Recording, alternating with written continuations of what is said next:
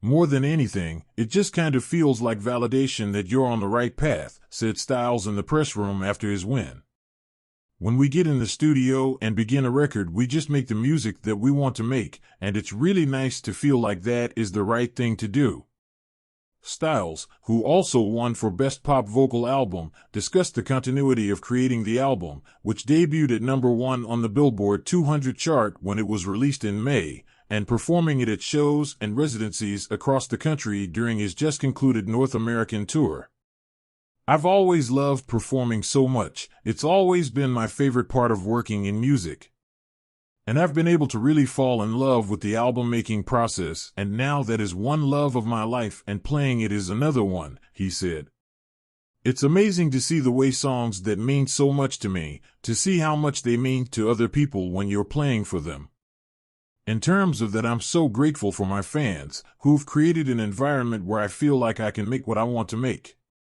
I feel so free when performing. That's a real gift and I love it.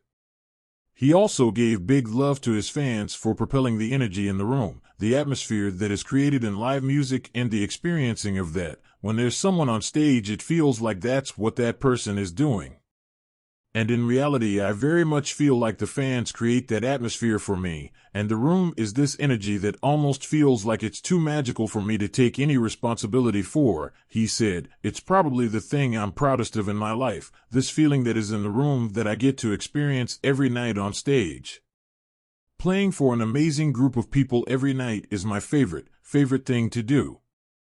As for what may be coming next, Styles acknowledged he and his Harry's House co-writers Kid Harpoon and Tyler Johnson have continued writing throughout the tour.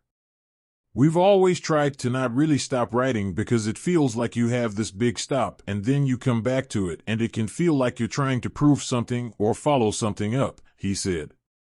So we are always writing and like to attempt to have the same intention behind what we are making.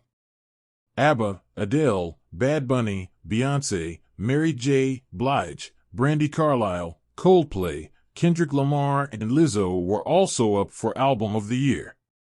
I think on nights like tonight it's important to remember that there's no such thing as best in music, Styles said of the award. I don't think any of us sit in the studio making decisions based on what's going to get us one of these. This is really, really kind. I'm so grateful.